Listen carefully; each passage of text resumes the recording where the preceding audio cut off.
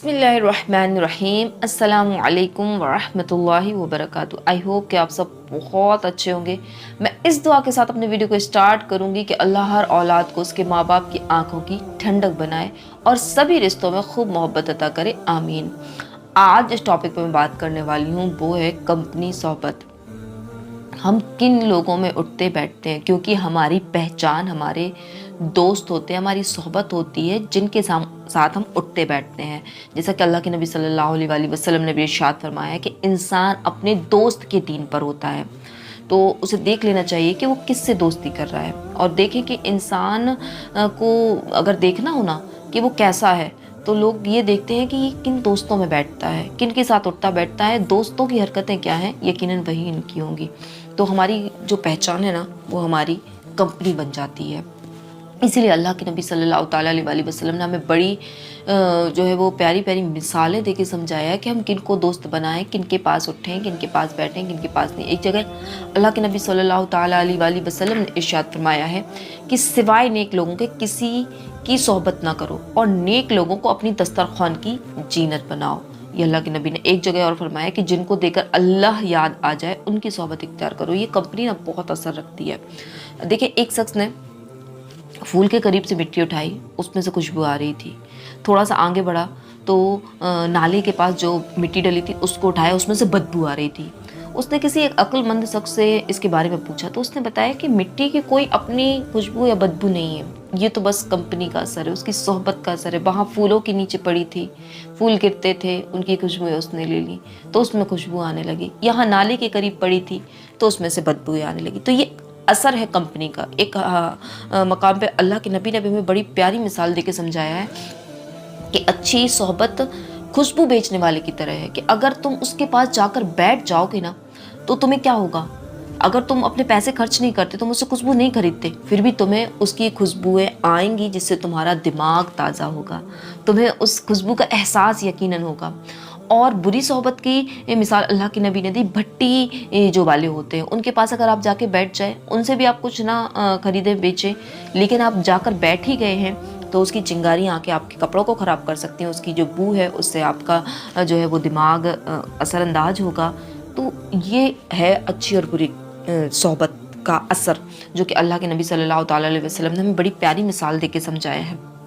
तो हमें किन की सोहबत में रहना चाहिए, बहुत ज़रूरी है। मैं कहती हूँ कि आजकल जो बहुत ज़्यादा गुनाह होते हैं ना, वो बुरी सोहबत की वजह से होते हैं, और हम नेक नहीं बन पाते हैं, वो बुरी सोहबत की वजह से होता है। तो अपनी सोहबतों को चेंज कर लें। अब हमें ये देखना चाहिए कि हमें किन से दोस्ती करनी है, किन के साथ उठना बैठना है, क्योंकि ज़्यादातर गुनाह जो होते हैं ना, वो बुरी सोहबत की वजह से होते हैं। हम कभी कभी हमारा जहन बनता है कि हम नेकियां करें। कहा जाता है कि बुरा दोस्त ना सांप से भी बदतर होता है, और कहा जाता है बल्कि शैतान से भी बदतर होता है। क्यों? क्योंकि शैतान मशवरा देता है कि ये गुनाह कर लो, वो गुनाह कर लो, ये देख लो, वो देख लो, ये पी लो, वो पी लो, ये मशवरा देता है शैतान। लेकिन जो बुरा दोस्त होता है ना, वो हाथ पकड़ के ले जाता है, वो हाथों में ग्लास दे देता है गंदी चीज़ों के, वो खुद हाथ पकड़ के सिनेमा घर ले जाता है, वो खुद हाथ पकड़ के जहाँ ना जाने का हो वहाँ ले जाता है। तो ये सोहबत बहुत असर रखती है। आपका बुरा दोस्त आपको जो है वो कुफ्र तक पहुँचा सकता है, ये कहा जाता है। और ये भी कहा जाता है कि जो तेरा दुश्मन होता है ना, वो तेरा बुरा दोस्त ही होता है।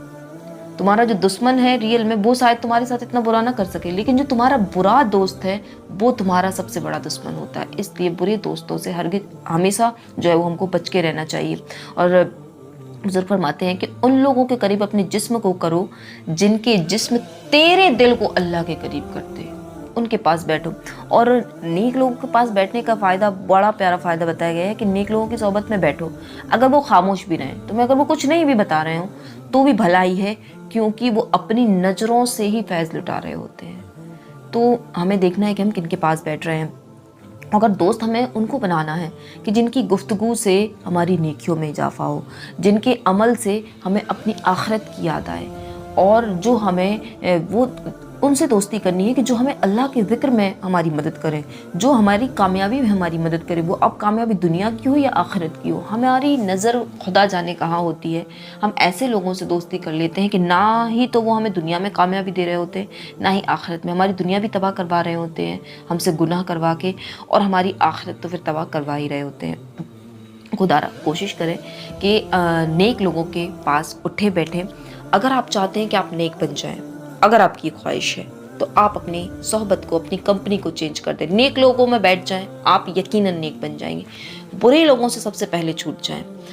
برے لوگوں سے کے ساتھ آپ بیٹھتے ہیں، اس سے بہتر ہے کہ آپ اپنے بند کمرے میں تنہا رہیں۔ اللہ کے نبی کی یہ حدیث ہے، خلاصہ ہے یہ کہ تنہائی بہتر ہے برے لوگوں سے، تنہائی، آپ تنہا رہیں، کوئی ضرورت نہیں۔ آج کل کہا جاتا ہے یار فرینڈ سرکل ہونا چاہیے، ضروری ہے، اس کے لیے اس کے لیے، تو بھائی بروں کا ہی سرکل ضروری ہے۔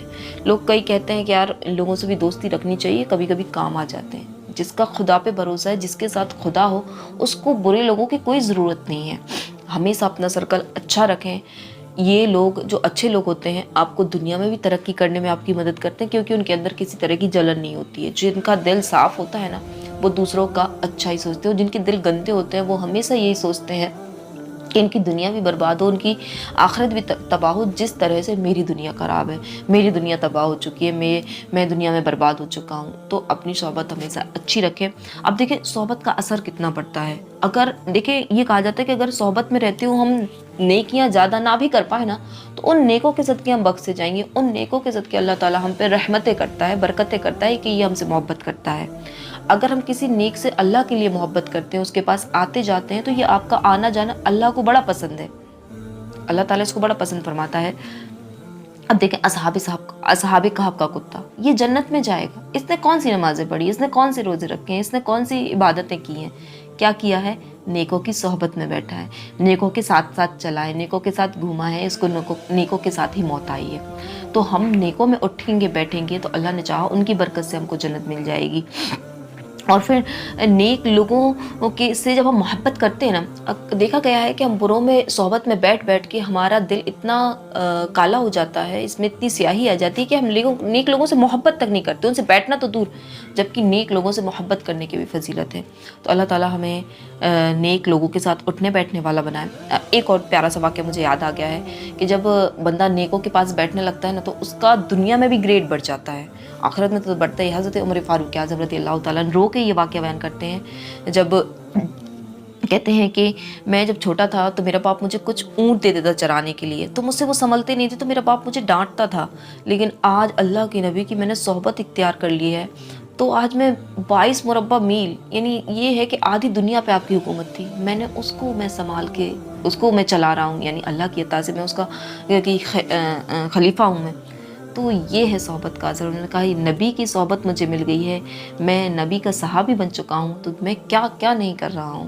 تو یہ ہے صحبت کا اثر۔ خدا را اپنی صحبتوں کو اچھا کریں، نیک لوگوں میں اٹھے بیٹھیں، نیک لوگوں سے محبت کریں، نیک لوگوں کے ساتھ اپنی زندگی کو نیک بنا لیں۔ آمین۔